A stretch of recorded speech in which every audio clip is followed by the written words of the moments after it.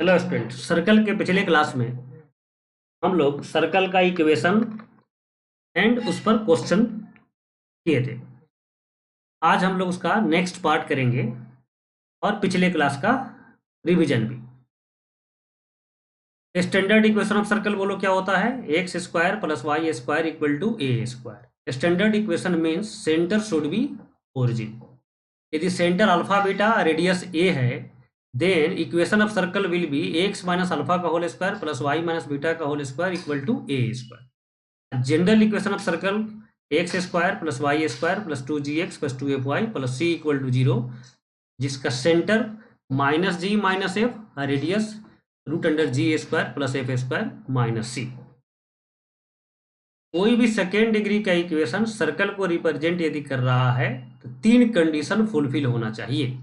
क्या क्या कंडीशन है? Coefficient of x square equal to coefficient of y square, coefficient of x y zero होना चाहिए, and g square plus f square minus c greater than zero.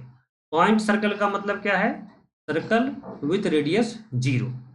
Intercept made by circle on both axis हो जाएगा 2 times under root g square minus c और 2 times under root f square minus c respectively. और जी square minus सी root के अंदर है तो इसका भी इंपॉर्टेंस है। यदि ग्रेटर देन जीरो होता है यह वैल्यू, इसका मतलब एक एक्सिस को 2 पॉइंट पर कट करेगा सर्कल, एक एक्सिस सेकेंड होगा। यदि जीरो के बराबर है जी स्क्वायर माइनस सी का वैल्यू तो एक एक्सिस टेंजेंट हो जाएगा, और जी स्क्वायर माइनस सी लेस देन जीरो है, इसका मतलब एक एक्सिस सर्कल के आउटसाइड हो जाएगा। डायमेट्रिक फॉर्म में x minus x one into x minus x two plus Y minus y one into y minus y two equal to zero. Circle touching both axis का विशेषता क्या है? इसका centre का फॉर्म जो होगा ए कॉमा प्लस माइनस टू ए होगा, और इसका centre lies on the line y equal two plus minus x. ठीक है। Circle passing through three given points के लिए दो मेथड हम लोगों ने देखा था। पहला मेथड है circum centre and circum radius निकाल करके, और दूसरा मेथड है कि जनरल इक्वेशन मान लेंगे सर्कल का और उसमें तीनों पॉइंट सब्स्टिट्यूट करके सेटिस्फाई कराएंगे। जीएफसी में तीन इक्वेशन मिलेगा, साइमल्टेनियसली तीनों को सॉल्व करेंगे तो जीएफसी का वैल्यू मिल जाएगा, और इस वैल्यू को पुनः सर्कल की इक्वेशन में रख देंगे, सर्कल का इक्वेशन डिटरमाइन हो जाएगा। ओके, ये सभी चीज आपको याद हो गया होगा और उस पर क्वेश्चन जो भी आपको मिला था वो सॉल्व किए होंगे। अब आगे बढ़ते हैं। कुछ सिंबल, कुछ स्टैंडर्ड सिंबल है जिसका यूज हम लोग पूरे कोऑर्डिनेट ज्योमेट्री में करेंगे, तो वह सिंबल सीखिए।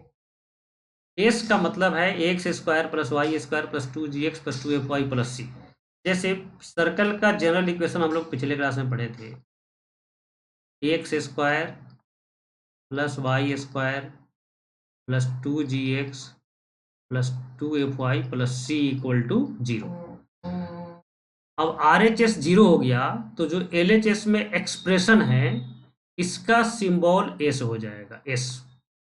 जैसे स्टैंडर्ड इक्वेशन ऑफ सर्कल ही ले लीजिए, x square plus Y square equal to A square. इस सर्कल के लिए एस सिंबल का मतलब क्या होगा? तो x square plus Y square minus A square, this will be S. S का मतलब है आर एच एस को जीरो बना करके जो वैल्यू एल एच एस में आएगा उसका सिंबल होगा एस। इस एस में एक्स और वाई के जगह पर x1 y1 सब्स्टिट्यूट कर दिया जाए, x1 square plus y1 square plus 2g(x1) plus 2f(y1) plus c, तो इसका सिंबल s1 हो जाएगा। s1 का मतलब है number x1 y1, point x1 y1 x और y के जगह पर सब्स्टिट्यूट करना, इस सिंबल का नाम हो जाएगा s1। सी सिंबल का मतलब होता है x x1 plus y(y1) plus 2gx plus x1/2 plus 2f(y) plus y1/2 plus c. इसको थोड़ा और अच्छा समझिए। जैसे यहाँ पर एक्स स्क्वायर है, एक्स स्क्वायर के जगह पर रख देना है एक्स x1, वाई स्क्वायर की जगह पर रख देना है y(y1), जहाँ पर x है वहाँ पर रखेंगे x प्लस x1/2, जहाँ पर y है वहाँ पर y प्लस y1/2। यदि x इंटू वाई रहेगा, इसके जगह पर x y1 plus x1 y/2, लेकिन सर्कल के इक्वेशन में एक्स वाई टर्म नहीं रहेगा, आगे के चैप्टर में एक्स वाई रह सकता है, तो एक्स वाई के जगह पर यह रखेंगे। इन सभी रिप्लेसमेंट को इक्वेशन में रख दें एलएचएस में, तो उसका सिंबल हो जाएगा टी। जैसे यहाँ पर जो स्टैंडर्ड सर्कल है, इसका टी का मतलब क्या होगा, तो एक्स स्क्वायर के जगह पर लिखो x x one, y square के जगह पर वाई वाई वन। यहाँ पर एक्स वाई नहीं है, अग्रेस टर्म सेम रह जाएगा, कांस्टेंट टर्म सेम रह जाएगा। अब ये सिंबल है क्या, यह सिंबल है, आगे जो फार्मूला हम लोग पढ़ने वाले हैं वो सभी formula S S one T के टर्म में होगा। जैसे टेंजेंट का equation E equal to zero होता है, पेयर ऑफ टेंजेंट का equation S S one equal to T square होता है।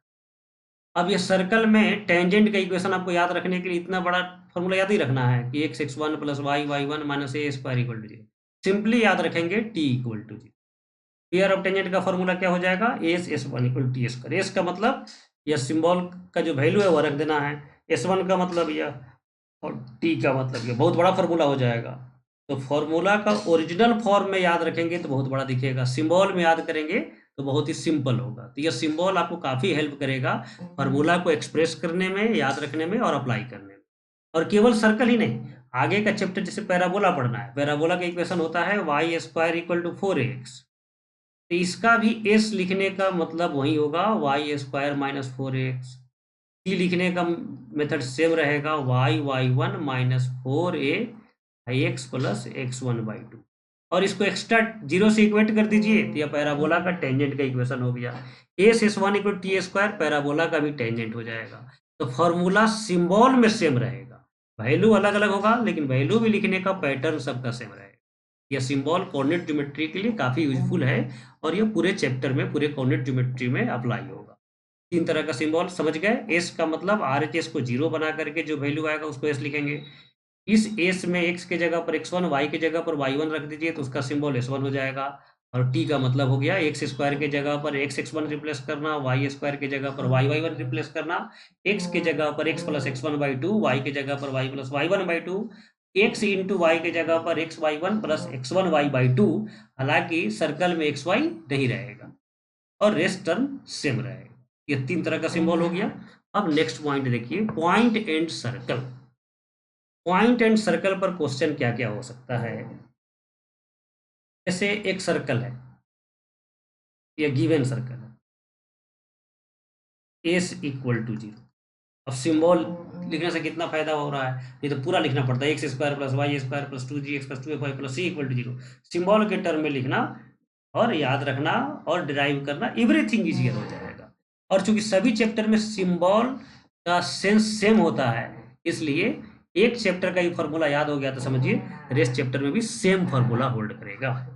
ठीक है, सर्कल का इक्वेशन हो गया एस इक्वल टू जीरो और एक पॉइंट गिवन है P X one comma Y one.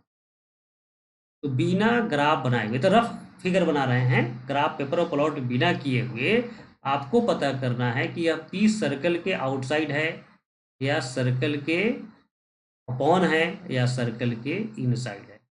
कैसे पता करें, position of point P with respect to circle. तो बहुत ही सिंपल है, सेंटर से पी का डिस्टेंस निकाल दीजिए सीपी, और यह सीपी डिस्टेंस यदि रेडियस से बड़ा हो जाए तो आउटसाइड, रेडियस से छोटा हो जाए तो इनसाइड, और रेडियस के बराबर हो जाए तो अपॉन द सर्कल। तो मेथड क्या हो गया, सेंटर से पॉइंट का डिस्टेंस, फार्मूला से डिस्टेंस निकालो, और यह यदि रेडियस से ग्रेटर हो गया आउटसाइड, रेडियस के बराबर हो गया अपॉन, और रेडियस से छोटा हो गया तो इनसाइड। बहुत ही इजियर मेथड है, इनसाइड। यह हो गया पहला मेथड। देखो इस मेथड को अप्लाई करते हैं स्टैंडर्ड इक्वेशन पर। स्टैंडर्ड इक्वेशन क्या होता है, x square plus Y square equal to square, और पी यहाँ पर है X one comma Y one, यहाँ पर हो गया ओरिजिन सेंटर। अब सीपी डिस्टेंस निकालेंगे तो सीपी डिस्टेंस क्या हो जाएगा, root under X one square plus Y one square, और आउटसाइड है यह distance should be greater than radius. Radius क्या है, ए स्क्वायर ए होता है, ए रेडियस होता है, ए स्क्वायर नहीं होता, ध्यान रखना है ए। अब इसको सिंप्लीफाई कर दो तो x1² प्लस y1² माइनस ए स्क्वायर ग्रेटर देन 0। यदि इनसाइड रहेगा तो लेस देन 0, एक ही साथ दोनों लिख सकते हैं। और ध्यान से देखो तो यह क्या है, यह S1 है। S1 यदि पॉजिटिव आएगा तो आउटसाइड, S1 नेगेटिव आएगा तो इनसाइड। जनरल इक्वेशन में भी यदि हम इस प्रोसेस को अप्लाई करें तो S1 ही आएगा। तो दूसरा मेथड हो गया, S1 यदि पॉजिटिव हो जाए तो आउटसाइड, S1 यदि 0 के बराबर हो जाए अपॉन, और S1 यदि 0 से छोटा हो जाए तो inside the circle, point inside lie करेगा। ठीक है बच्चों, S1 के टर्म में कोई कंफ्यूजन नहीं होना चाहिए। बहुत बार हम लोग क्या करते हैं सर्कल में, प्रूफ जो है स्टैंडर्ड इक्वेशन में करते हैं, आईसी को मान लेते हैं कि जनरल इक्वेशन में भी होल्ड करेगा, क्योंकि जनरल इक्वेशन में प्रूफ बहुत लेंदी हो जाएगा, बड़ा हो जाएगा, इसलिए प्रूफ हम लोग मेनी टाइम्स स्टैंडर्ड इक्वेशन में करेंगे और उसी रिजल्ट को, उसी फॉर्मूला को सभी सर्कल के लिए मान लेंगे। ठीक है, पहला मेथड तो एनालिटिकल मेथड है, सीपी यदि रेडियस से बड़ा होगा तो आउटसाइड, एक्सियम जैसा है, सीपी यदि रेडियस के बराबर है अपॉन सीपी यदि रेडियस से छोटा है तो इनसाइड। और इसको सिंप्लीफाई कर दे, रेडियस के वैल्यू को लेफ्ट साइड में ला दे तो वह दिखेगा S1 है, तो S1 ग्रेटर देन 0 तो outside, S1 equal to 0 upon S1 less than 0 inside. ठीक है, तो हम लोग सेकेंड मेथड यूज करेंगे। जैसे कभी क्वेश्चन हो कि x² plus y² minus 2x plus 4y minus 1 equal to 0 के रेस्पेक्ट में 1, कहाँ अप्लाई करेगा, इनसाइड या आउटसाइड। तो सिंपली इस नंबर को x और y के जगह पर रख दो, तो 1 plus 1 minus 2 minus 4 minus 1 negative आ जा रहा है, तो इनसाइड आंसर हो जाएगा, इनसाइड। तो बिना लिखे हुए इस तरह के क्वेश्चन को आप सॉल्व कर सकते हैं। 1, -1 मनी में रख दीजिए, पॉजिटिव आएगा आउटसाइड, नेगेटिव आएगा इनसाइड, 0 आएगा अपॉन। हम लोग एक मेथड सेकेंड यूज करेंगे, मेथड सेकेंड का प्रूफ हो जाएगा मेथड 1। ठीक है, सर्कल में हमेशा दो मेथड पढ़ेंगे, एक ज्योमेट्रिकल मेथड और एक सिंबॉलिक मेथड। जो सिंबॉलिक मेथड होगा सभी चैप्टर में लागू होगा। यदि पैराबोला में पढ़ेंगे पॉइंट एंड पैराबोला, तो यही मेथड हो जाएगा कि S1 पैराबोला के लिए यदि ग्रेटर देन 0 है तो आउटसाइड, लेस देन 0 है तो इनसाइड, इक्वल टू 0 है तो अपॉन द पैराबोला। इलिप्स के लिए भी सेम होगा, सिंबॉलिक फॉर्मूला पूरे कोऑर्डिनेट ज्योमेट्री के लिए सेम होता है। ठीक है,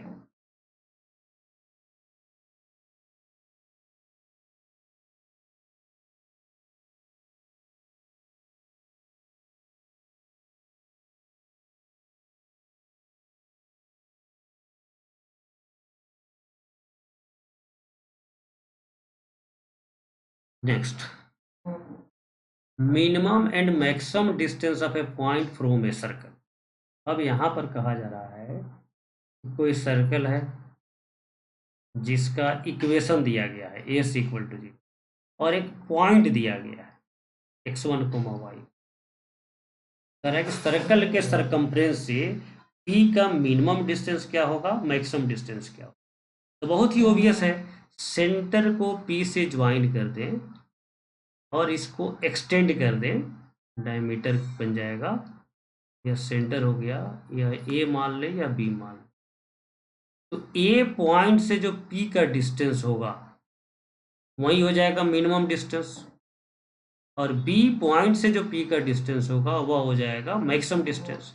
इसके अलावा सरकमफ्रेंस जैसे यहाँ पर है, यहाँ से डिस्टेंस P का निकालेंगे तो वह मिनिमम और मैक्सिमम के बीच में लाई करेगा। कहा जा रहा है कि minimum and maximum distance of A point from a circle. तो AP डिस्टेंस निकाल दो और BP डिस्टेंस निकाल दो। अब है समस्या कि A और B का कोऑर्डिनेट नहीं पता है, तो AP डिस्टेंस कैसे निकालेंगे। तो बहुत सिंपल है, सेंटर तो पता है ना, सर्कल का इक्वेशन दिया गया है तो सेंटर पता है, तो सेंटर से P का डिस्टेंस निकालेंगे, रेडियस को माइनस कर देंगे तो AP मिल जाएगा। B से P का डिस्टेंस निकालना है तो पहले CP निकाल देंगे या रेडियस ऐड कर देंगे, तो CP प्लस R और CP minus R।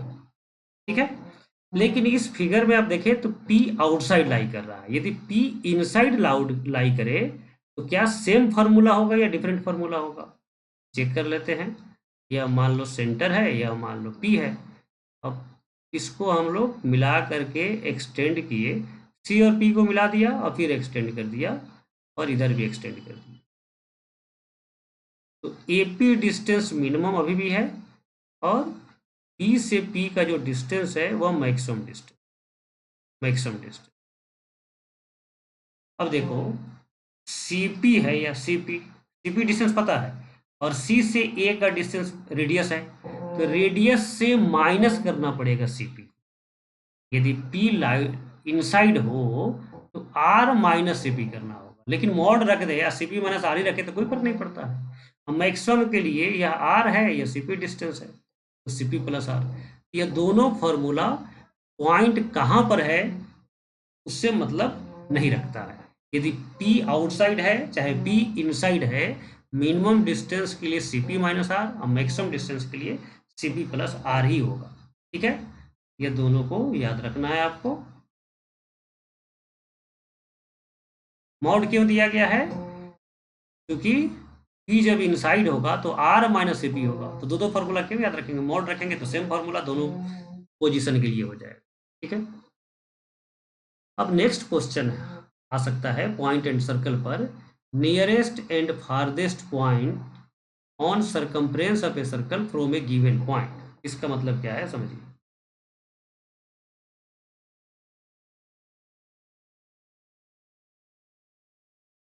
A equal to 0 और P का कोऑर्डिनेट गिवन है, इसको पहले मिला दिया डायमीटर के लॉन्ग। अब क्वेश्चन है कि P से नियरेस्ट पॉइंट जो सर्कम्फ्रेंस पर है उसका कोऑर्डिनेट निकालें।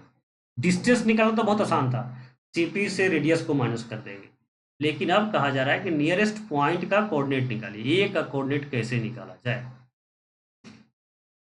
सोचो ए का कोऑर्डिनेट कैसे निकालेंगे। बहुत स्टूडेंट सोचता है, बहुत ही सिंपल तरीके से आप सोच सकते हैं, अपना खुद का मेथड आप सोच सकते हैं। सी से पी मिला करके 2.4 से लाइन का इक्वेशन लिख दें और एस के साथ सॉल्व कर दें तो ए का कोऑर्डिनेट मिल जाएगा। लेकिन ध्यान से देखो, सॉल्व करोगे 2 डिग्री का इक्वेशन आएगा, तो दो वैल्यू आएगा, ए का भी आएगा बी का भी आएगा। कैसे पहचाने कौन ए का कौन बी का है? वो तो मिक्स रूप से मिलेगा। ठीक है, प्लस लेंदी भी होगा सॉल्व करना। इस यहाँ पर हम लोग एक दूसरा मेथड यूज करेंगे, सेक्शन फार्मूला। या ध्यान रखो, कोऑर्डिनेट ज्योमेट्री में पॉइंट निकालना हो और कोई लेंदी मेथड आपको दिख रहा हो तब जरूर सोचिए section formula. Section formula point निकालने में कोऑर्डिनेट ज्योमेट्री में मेनी टाइम्स, मेनी जगह पर आपको हेल्प करेगा।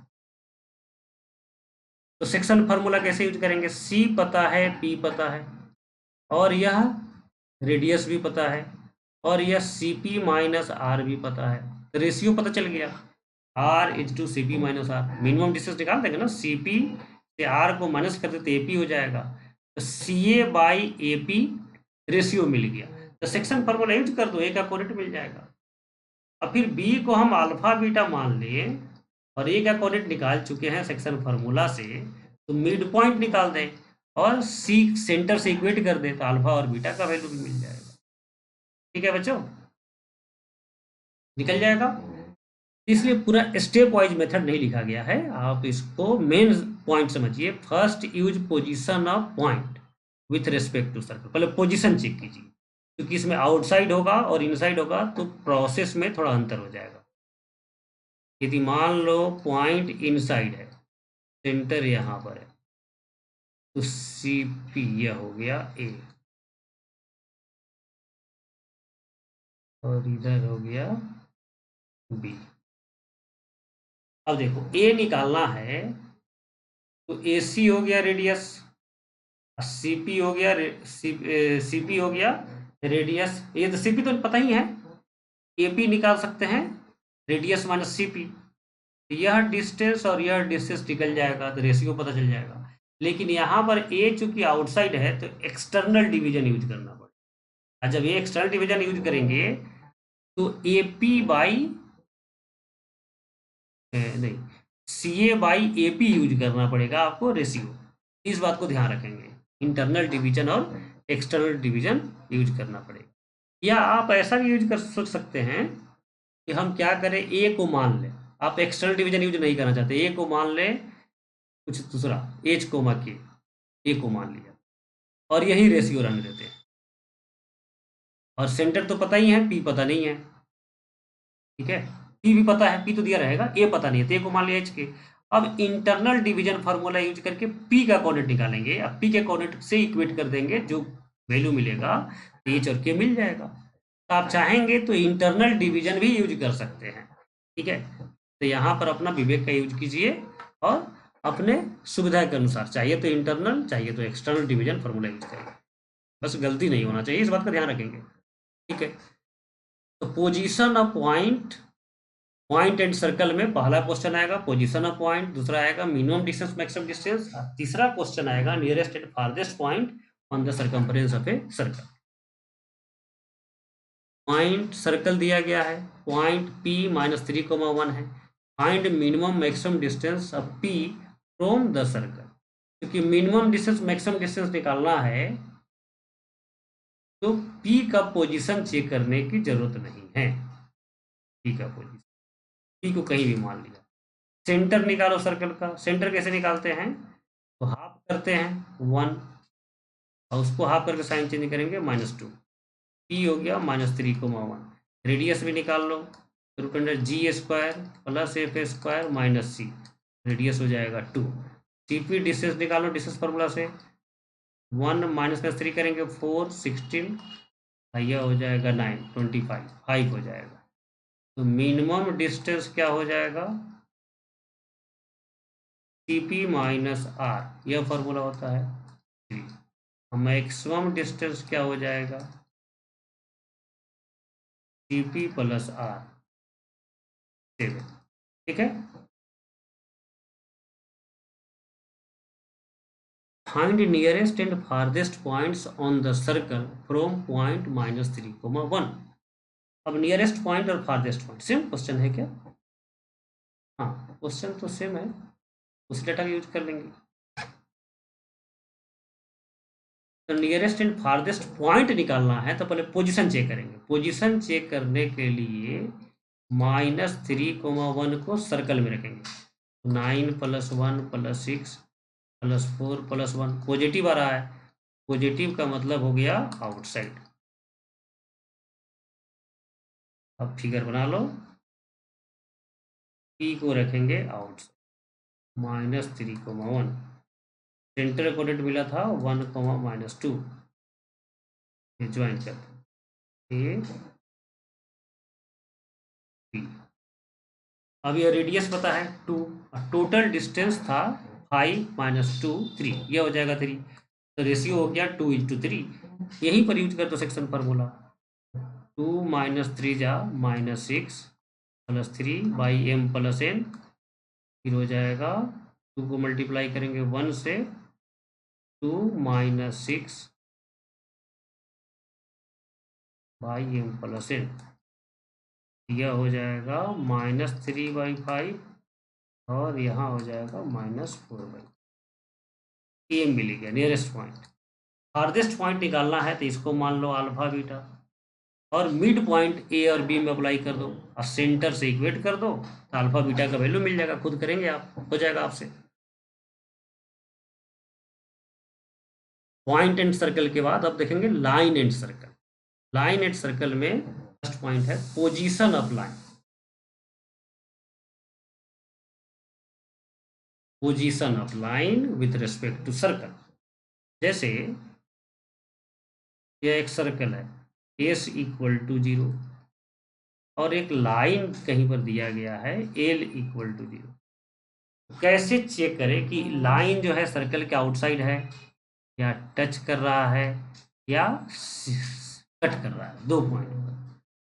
तो यहाँ पर भी बहुत ही सिंपल मेथड है, सेंटर पता है, सेंटर से परपेंडिकुलर डिस्टेंस का फार्मूला यूज करो, पता है ना परपेंडिकुलर डिस्टेंस का फार्मूला, x1 y1, x और y की जगह पर रखते हैं और डिवाइड करते हैं √a² + b² से। तो सेंटर से परपेंडिकुलर डिस्टेंस निकालेंगे, परपेंडिकुलर डिस्टेंस फ्रॉम सेंटर निकालेंगे। यदि यह रेडियस से छोटा हो गया तो सेकेंड हो जाएगा, 2 पॉइंट पर कट करेगा। रेडियस के बराबर होगा तो टेंजेंट टच करेगा, रेडियस से बड़ा होगा तो आउटसाइड होगा। बहुत सिंपल मेथड है, सेंटर से पी का डिस्टेंस, लाइन का डिस्टेंस निकालना है परपेंडिकुलर डिस्टेंस और कंपेयर करना है रेडियस से। कंडीशन ऑफ टेंजेंसी, इसको भी समझिए यह क्या है।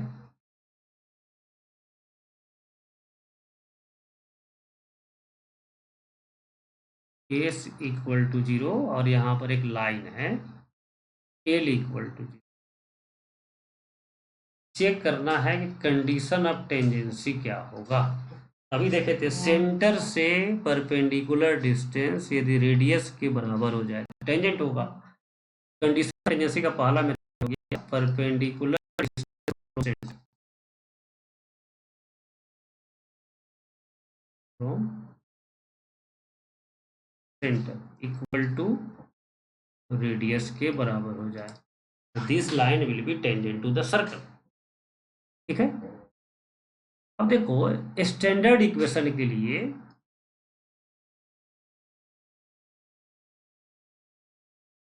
यह स्टैंडर्ड इक्वेशन है x square plus Y square equal to A square, और लाइन का फॉर्म भी मानते हैं slope intercept form y equal to M x plus सी।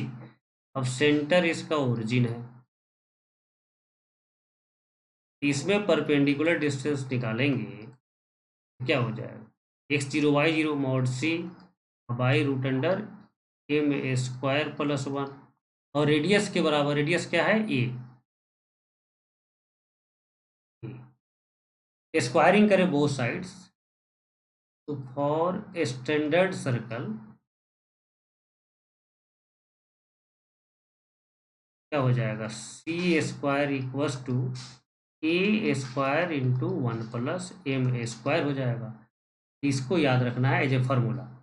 यह फार्मूला केवल किसके लिए अप्लाई होगा, स्टैंडर्ड सर्किल के लिए जिसका सेंटर ओरिजिन है।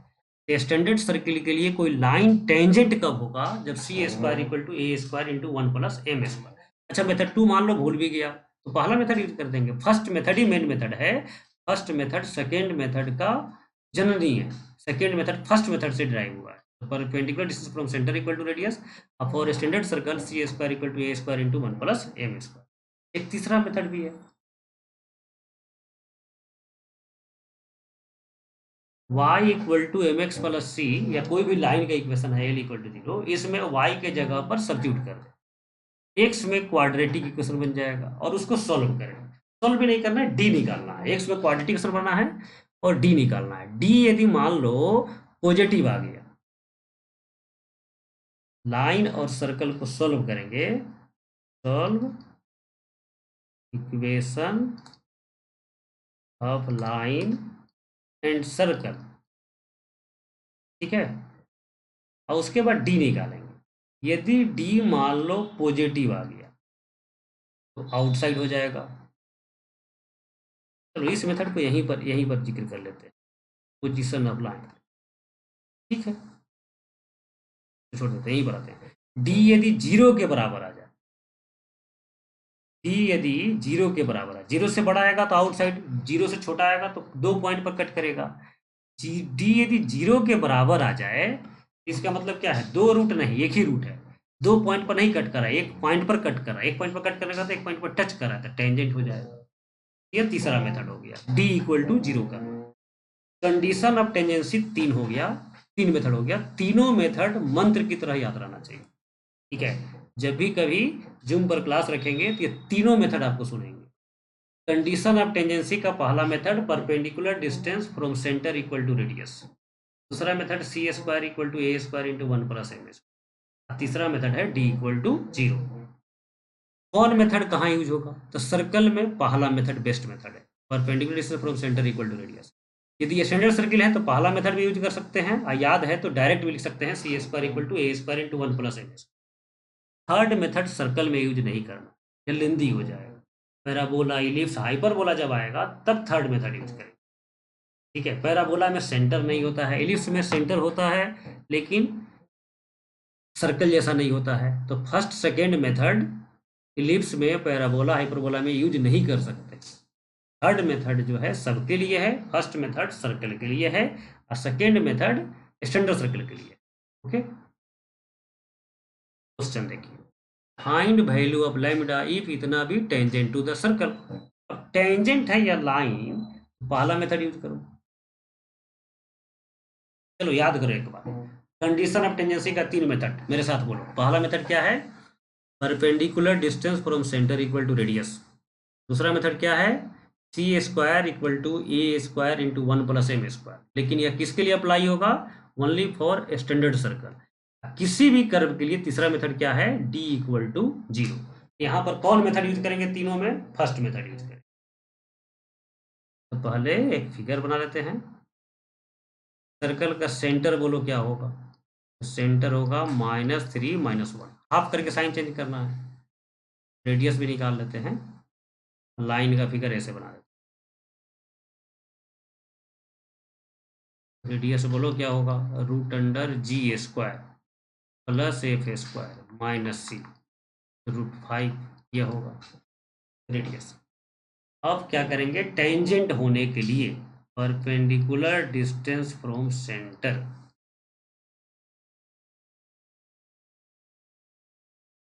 इक्वल टू हो जाएगा रेडियस। परपेंडिकुलर डिस्टेंस कैसे निकालोगे? तो x के जगह पर सेंटर का x coordinate -6 -1 plus lambda mod y√a² plus b²। Radius b√5 है।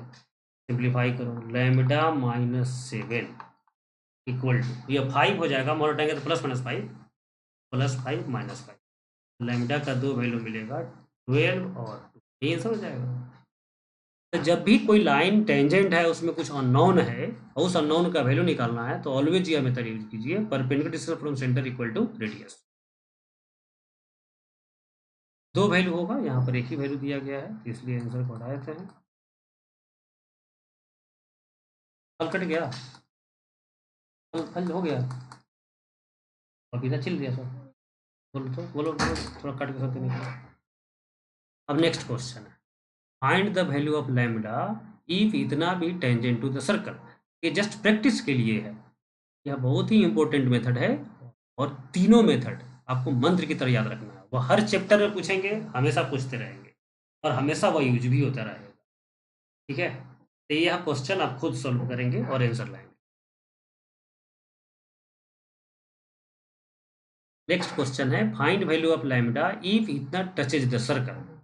तो आप चाहे तो पहला मेथड यूज कर लें, स्टैंडर्ड सर्किल है, या चाहे तो फार्मूला यूज कर लें। पहला मेथड क्या है? सेंटर निकालो। सेंटर क्या है? 0 0। रेडियस क्या है? 2। लाइन का इक्वेशन है x plus Y plus lambda equal to 0। Perpendicular distance from centre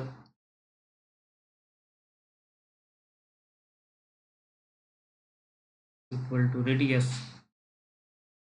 x के जगह पर 0, y के जगह पर 0, mod lambda y√a² plus b² equal to radius हो गया 2। लैम्डा इक्वल टू हो जाएगा ±2√2, ये आंसर हो जाएगा। और चाहो तो दूसरा मेथड भी यूज कर सकते हो। दूसरा मेथड में फॉर्मूला होता है c² equal to a² into 1 plus m²। लेकिन उसके लिए आपको लाइन को चेंज करना पड़ेगा, y equal to mx plus c रूप में। y equal to mx plus c रूप में चेंज करने के लिए इधर भेजेंगे टर्म, m का वैल्यू -1 और c का वैल्यू हो गया माइनस लैम्डा, और फार्मूला हो गया c² equal to a² into 1 plus m²। c² के जगह पर λ², a² 2, a² 2 नहीं 4 हो जाएगा ना, 4 और 1 प्लस m² हो गया 1, m है -1 तो m² 1, 8 हो जाएगा। यहाँ पर भी लैम्डा का वैल्यू मिल जाएगा ±2√2। स्टैंडर्ड सर्कल है तो दोनों में से कोई मेथड यूज कर सकते हैं, लेकिन फार्मूला याद रखना है। भले ही पहला ही मेथड यूज करना चाहो तो पहला मेथड यूज करो, लेकिन c² equal to a² into 1 plus m² standard circle का कंडीशन ऑफ टेंजेंसी है, इसको याद रखना है। नेक्स्ट क्वेश्चन है, find value of lambda if इतना भी टेंजेंट टू द सर्कल। ये खुद सॉल्व करेंगे, दोनों मेथड सॉल्व कीजिए, ये जस्ट प्रैक्टिस के लिए। ठीक है बच्चों, position of circle, point and circle, line and circle, 2 topic हुआ। अब देखेंगे टेंजेंट। टेंजेंट का इक्वेशन कैसे लिखें? जैसे यह सर्कल है और यह एक लाइन टेंजेंट है, यहाँ पर पॉइंट दिया गया x1, y1, तो कहा जा रहा है कि सर्कल का टेंजेंट का इक्वेशन लिखिए। पॉइंट गिवन है तो इसको बोलेंगे पॉइंट फॉर्म। बहुत बार क्या रहेगा, पॉइंट नहीं गिवन रहेगा कि इस लाइन का स्लोप m है। टेंजेंट का इक्वेशन लिखिए, हैविंग स्लोप m, तो इसको बोलेंगे स्लोप फॉर्म। इस तरह से टेंजेंट के इक्वेशन के लिए जो वैल्यू दिया रहेगा उसके अनुसार उसका नाम रखेंगे। तो अभी देख रहे हैं हम लोग tangent of point form. Point form का मतलब पॉइंट गिवन है सर्कल के ऊपर, उस पॉइंट पर टेंजेंट का इक्वेशन ड्राइव करें।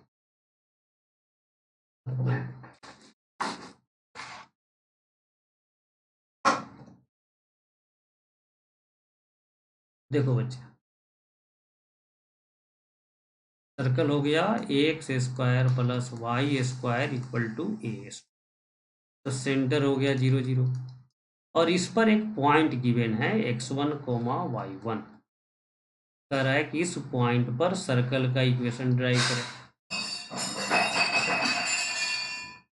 तो इस सर्कल पर पॉइंट गिवन है और स्लोप निकल जाए तो हम लोग इसका इक्वेशन लिख सकते हैं। टेंजेंट भी क्या है, एक लाइन है, तो पॉइंट चाहिए, स्लोप चाहिए। पॉइंट क्वेश्चन दिया गया है, स्लोप निकालने का प्रयास करेंगे। तो ओपी का स्लोप तो निकाल ही सकते हैं, slope of OP y2 minus y1, तो y1 बाई x1 आ जाएगा। स्लोप ऑफ टेंजेंट परपेंडिकुलर होता है ना, slope of tangent minus x1 by y1, equation of tangent, tangent y minus y1 minus x1 by y1 और x minus x1। अब simplify कर दो तो y1 minus y1 square minus x1 plus x1 square, एक तरफ लाओ, x1 plus y1 equal to x1 square plus y1 square. अब देखिए एक रिलेशन यहाँ पर है, x1 y1 सर्कल पर लाई कर रहा है, तो x1 square plus y1 square equal to A square satisfy करेगा। इस वैल्यू का यूज करें तो x1 square plus y1 square equal to क्या हो जाएगा, ए स्क्वायर।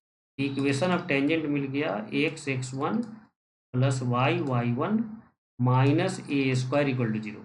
और यह क्या है, जस्ट सिंबल में देखे तो यह t है, t इक्वल टू 0 ही टेंजेंट का इक्वेशन हो जाएगा। तो पॉइंट फॉर्म में फॉर्मूला हो गया t इक्वल टू 0।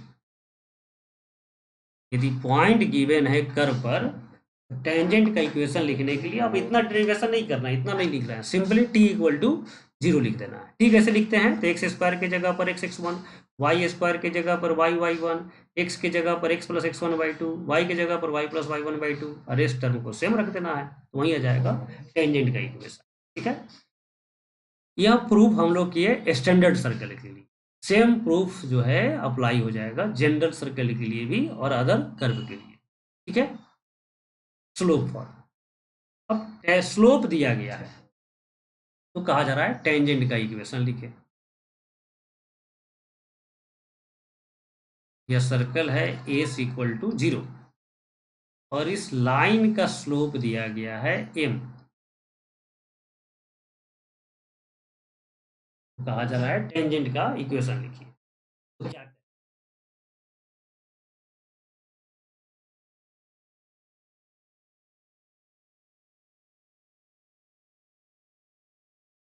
देखो बच्चे, इस प्रोसेस को ध्यान रखना, यह बहुत ही इंपॉर्टेंट है। स्लोप फॉर्म, सबसे पहले क्या करेंगे, इसमें कुछ फार्मूला याद नहीं करना, प्रोसेस को ध्यान रखना। सबसे पहले टेंजेंट एज्यूम करेंगे, एज्यूम टेंजेंट एज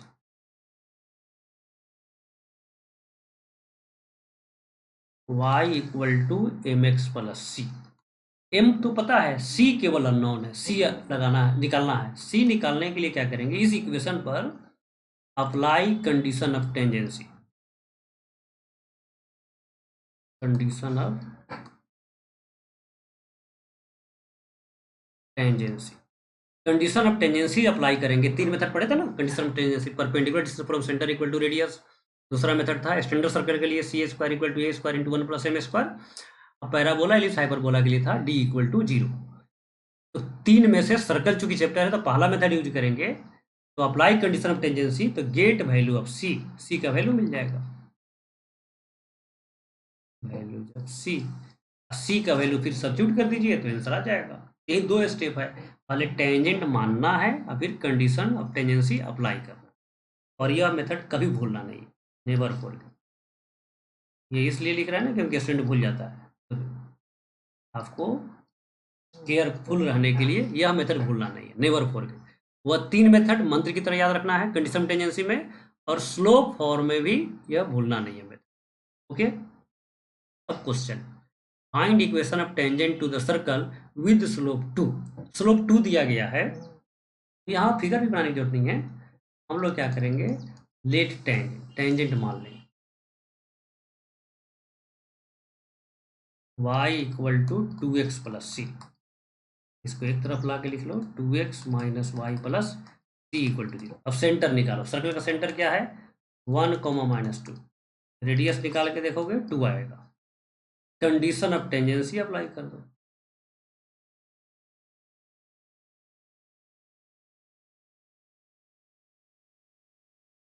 क्या होता है, perpendicular distance from centre equal to radius.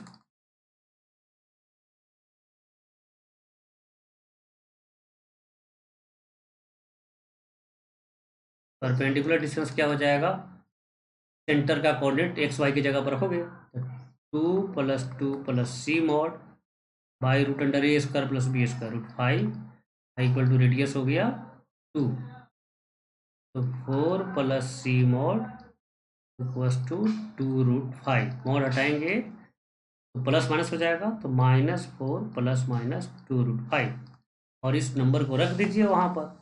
Tangent का इक्वेशन हो जाएगा 2x minus Y minus 4 plus minus 2 root 5। दो आंसर आ जाएगा, ये आंसर हो जाएगा इक्वल टू 0। ठीक है, आराम से निकल जाएगा।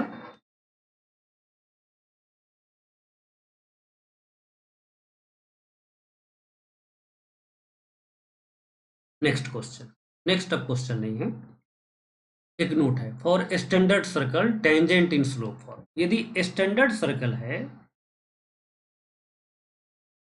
X square plus Y square equal to A square, और इस टेंजेंट का स्लोप गिवन है m गिवन है, तो टेंजेंट का इक्वेशन अभी बताया था ना, y equal to M x plus c, और सी स्क्वायर इक्वल टू याद है 1 प्लस एम स्क्वायर, इस तरह से a square into 1 plus M square. तो यहाँ पर सी का वैल्यू यहाँ से निकाल के रख देंगे, सी का वैल्यू क्या हो जाएगा प्लस माइनस ए under root 1 plus M square, तो सी की जगह पर रख दो प्लस माइनस ए under root 1 plus M square. Standard circle के लिए टेंजेंट इन स्लोप फॉर्म यह होगा, चाहो तो इसको याद भी रखो या चाहो तो ड्राइव कर लो, ठीक है, इसको याद रखना जरूरी नहीं है। तो y equal to M x plus minus A under root 1 plus M square. Find equation tangent to the circle with slope 2, यहाँ पर एम भी 2 है, रेडियस भी 2 है, सी इक्वल टू होता है plus minus A under root 1 plus M square, a की जगह पर रख दो 2, root under 1 plus M square भी हो जाएगा, 2 रखेंगे तो root under 5, y equal to M x plus c answer हो जाएगा, y equal to 2x plus minus 2 root 5। पिछला मेथड यूज कर दिया, फॉर्मूला यूज कर दिया। यदि फॉर्मूला यूज करना नहीं चाहते हैं तो y equal to M x plus c मानेंगे, या perpendicular distance from centre equal to radius equate करेंगे तो सी का 2 वैल्यू मिल जाएगा, दोनों वैल्यू रख दीजिए, वही आंसर हो जाएगा।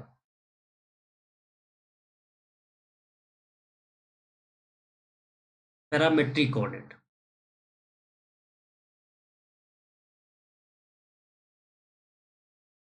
देखो बच्चे पैरामेट्रिक कोऑर्डिनेट आपको समझाया था लोकस में, लोकस में आपको पैरामीटर को तो समझाया था। पैरामीटर का मतलब है many variables expressed in a single symbol, उसको बोलते हैं पैरामीटर, या अननोन कांस्टेंट को बोलते हैं पैरामीटर।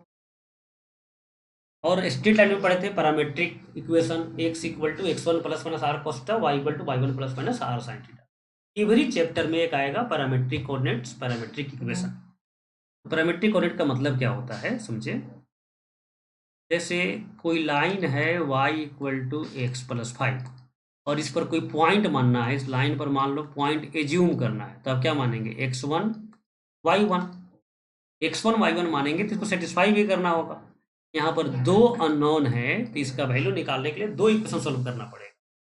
तो हम x1 y1 नहीं मान करके इस तरह ही मान सकते हैं x1 x1 प्लस 5। इसमें x1 रख के सेटिस्फाई करा दिया। तो पहले जहां पर दो अननोन दिख रहा था, अब इस दोनों में एक ही अननोन है x1 का वैल्यू निकालने के लिए एक ही इक्वेशन सॉल्व करना पड़ेगा। इसी को बोलते हैं पैरामेट्रिक कोऑर्डिनेट। पैरामेट्रिक कोऑर्डिनेट मानने का एक अपना वे है स्टैंडर्ड इक्वेशन के लिए, और दूसरा कोई नॉन स्टैंडर्ड है तो आप अपने मन से पैरामेट्रिक कोऑर्डिनेट सेट कर सकते हैं। जैसे ये स्ट्रेट लाइन का नॉन स्टैंडर्ड इक्वेशन है, x1 प्लस 5 रख लिया। अब देखो सर्कल का इक्वेशन है x square plus Y square equal to A square. इसमें x के जगह पर यदि x1 रखते हैं तो y का जो वैल्यू आ जाएगा ना, y1 स्क्वायर का वैल्यू रूट में आ जाएगा, और रूट से बचना है। x1 इसमें रख दो तो y का जो कोऑर्डिनेट आएगा वो रूट आ जाएगा। रूट हम लोग कभी नहीं चाहते हैं कि रूट ज़्यादा आए क्वेश्चन के सॉल्यूशन में, रूट से हमेशा बचना है। एक्स वाई के जगह पर क्या रखा जाए, यदि मान लो आपसे रूट आ जा रहा है सेट करने में, तब छोड़ दीजिए, फिर x1 y1 ही मान लीजिए, ज़्यादा बेहतर है। ठीक है, पैरामेट्रिक कोऑर्डिनेट नहीं मान करके सिंपल पॉइंट मान लीजिए x1 y1। लेकिन अभी तो चूंकि टॉपिक है, थ्योरी है, तो पढ़ना है। सर्कल के स्टैंडर्ड सर्कल के लिए पैरामेट्रिक कोऑर्डिनेट हो जाता है a cos theta a sin theta. इसको याद रखना पड़ेगा। ये पैरामेट्रिक कोऑर्डिनेट रखते कैसे हैं, इस तरह सेट करते हैं इसको सेटिस्फाई करे। x के जगह पर रखो a square cos square theta हो जाएगा, यहाँ पर a square sine square theta, a square common आ जाएगा, कॉस स्क्वायर साइन स्क्वायर 1 बन जाएगा, LHS इक्वल टू RHS। मतलब यह पॉइंट सेटिस्फाई कर रहा है। और यहाँ पर अननोन कौन है, थीटा, पैरामीटर कौन है, थीटा है। सर्कल का स्टैंडर्ड इक्वेशन का पैरामेट्रिक कोऑर्डिनेट आपको याद रखना पड़ेगा। ठीक है बच्चों, तो ये कॉस थीटा ए साइन थीटा, इसको शॉर्ट में बोलते हैं पॉइंट थीटा, क्योंकि है ना कि point 30 degree lies on the standard circle. तो इसका मतलब ए कॉस 30 डिग्री ए साइन 30 डिग्री उस पॉइंट का पूरा कोऑर्डिनेट होगा। यदि दूसरा सर्कल है, जनरल सर्कल है, तो एक्स माइनस अल्फा का whole square plus Y minus beta का होल स्क्वायर, तो इसका पैरामेट्रिक कोऑर्डिनेट मानना है alpha plus A cos theta. इसी कोऑर्डिनेट में अल्फा और बीटा ऐड कर देना है, centre coordinate alpha plus A cos theta beta plus A sin theta. ऐसा क्यों करेंगे, इस पर रखिए x के जगह पर, तो देखिए सेटिस्फाई करेगा। b के y की जगह पर रखिए। तो पैरामेट्रिक कोऑर्डिनेट इस तरह से डिजाइन किया जाता है कि कर्व की इक्वेशन को सेटिस्फाई करे और रूट नहीं हो। सर्कल में रूट आ जाएगा यदि नॉर्मल तरीका से मानेंगे, सिंपल तरीका से। इस तरह से आपको पैरामेट्रिक कोऑर्डिनेट सर्कल का याद रखना है। और इसका यूज कहाँ पर करेंगे, तो जब क्वेश्चन में हो any point on the circle, यह पॉइंट आप मान लेंगे तो थोड़ा सा कन्वीनियंस हो जाएगा सॉल्व करने में। A cos theta A sin theta. Okay, tangent का थर्ड फॉर्म है पैरामेट्रिक फॉर्म, और यह भी है ओनली फॉर स्टैंडर्ड सर्कल।